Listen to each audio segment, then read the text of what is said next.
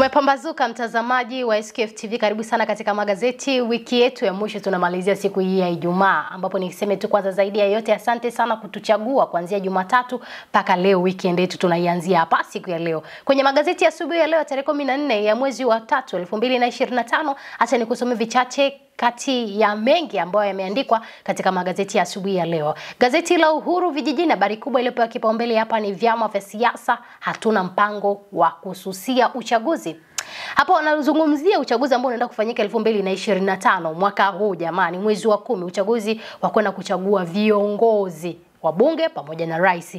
Lakini pia vyama vya siasa hivyo vimesema kwamba hawana mpango wowote wa kususia katika kwenda kuchagua kwenye kufanya uchaguzi. Habari unapata katika ukurasa namba 2. Lakini pia katika gazeti hili la Uhuru Vijijini, hapa SADC yatoa msimamo wake mgogoro wa DRC. Habari unapata katika ukurasa namba 3. Waziri mkuu anika mikakati kusaidia vijana soko la ajira. Vijana tunahangaika kweli kwa kweli. Kwa kuwa hapa waziri mkuu amesema anika mikakati ya kusaidia vijana soko la ajira, basi fursa zinaanza kuja. Kama walimu tayari washaajiriwa, basi na wengine ambao wamesomea tasnia mbalimbali, ajira zipo karibu na sisi. Lakini zaidi ya yote ni kusi kabisa, wewe kijana usisubirie ajira, endelea kujiwekezesha, endelea kufanya biashara zako huku ukiwa unasubiria ajira itoke. Endelea kutafuta kipato popote pale ambapo utaona kabisa kuna fursa sehemu, basi itumie ili uweze kutimiza ndoto zako. Viongozi duniani wakoleza moto ajenda nishati safi. Ifikapo mwaka 2030, ninaamini takribani ya asilimia nyingi ya Watanzania na baadhi ya sehemu ya Afrika tutakuwa tunatumia nishati ambayo ni safi na salama kabisa, nishati ya kupikia kama gesi, ambapo itakuwa inatusaidia kwa wepesi kabisa kuokoa muda, lakini pia kupika kwa haraka. Kama unakuwa na shughuli zako, instead of kuanza kuchukua mkaa kuwasha nini, ushatumia gesi yako pale, umeshawasha chakula tayari, watoto wanasubiria, wanakula, wanamaliza, inakuwa safi kabisa. Gazeti la Mwananchi hapa anasema ACT Wazalendo kucharuka, Othman Lissu kuzuiwa Angola, walienda kushiriki mkutano wakaishia uwanja wa ndege, wadaiwa kupokonywa hati za kusafiria. Yumo pia Dorothy Semu. Lissu akshusha waraka kulaani yaamuliwa warejeshwe. Habari hii unapata katika ukurasa namba 2. Pressure mchakato ugawaji majimbo hapa sasa. Hii story bwana inatupa hatihati, hatuelewi jamani sisi wananchi. Pressure mchakato ugawaji wa majimbo. Sasa hapa habari hii unapata katika ukurasa namba 4.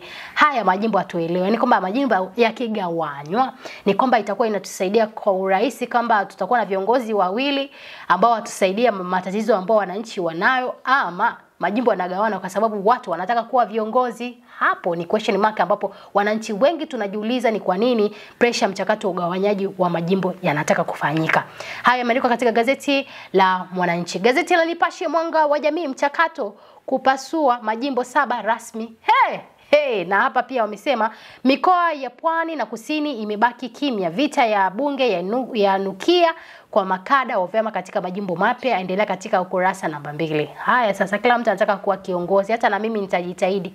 Ngoja nianze sasa masuala ya siasa ili na mimi nigawiwe jimbo langu. Naamini wananchi na watazamaji mnaonitazama, hakika kura zenu nitazipata kwa wepesi kabisa. Kada Chadema aibuka kuwania urais, apinga no reforms. Huyu hapa anaitwa Romanus Mapunda, ametangaza nia ya kugombea urais mwaka huu 2025. Haya yameandikwa katika gazeti la Nipashe Mwanga wa Jamii. Gazeti la Habari Leo, Benki ya Dunia yasifu sera za Rais Samia. Habari unapata katika ukurasa namba 5. Yasema Tanzania inazidi kuaminika kimataifa. Ulega azungumza nao isaidie ujenzi barabara kusini. Ulega azungumza nao isaidie ujenzi barabara kusini. Habari hii unapata katika ukurasa namba 5. Lakini SADC kuondoa majeshi yake DRC. Majaliwa aonya watumishi kuchukua vizimba stendi. Habari hii unapata katika ukurasa namba 5.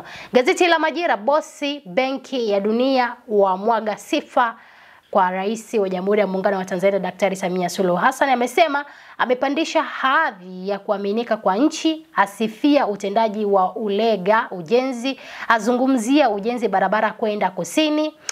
Lakini pia wanaogushi vyeti vya JKT waonywa mapema. Nyie watu mnaogushi veti nyie. Mapema mmeonywa jamani. Habari unapata katika ukurasa namba 4. Gazeti la Machenga, sauti ya wanyonge, Daktari Biteko, nishati safi ya kupikia, ajenda endelevu, ashauri kuimarisha ushirikiano upatikanaji nishati endelevu. Rais wa Sierra Leone asema ukombozi wa maeneo ya vijijini ni muhimu kufikia maendeleo. Benki ya Dunia yamng'arisha Daktari Samia Suluhu Hassan. JKT kushughulikia na waliogushi veti. Lakini pia taarifa nyingine hapa tunaona wafanyakazi wanawake TPA wasaidia hospitali Temeke Kigamboni. Habari unapata katika ukurasa namba 3. Haya yameandikwa katika gazeti la Machenga, sauti ya wanyonge. Sina la ziada katika magazeti asubuhi ya leo. Nikushukuru sana kutazama magazeti asubuhi ya leo. Ulikuwa nami Pendo Gotoni, nikusii sana endelea kusubscribe na kulike, kucomment, utupe mawazo yako kuhusiana na kile ambacho tunakifanya kila siku hapa. Nikutakia asubuhi njema. Bye kwa sasa.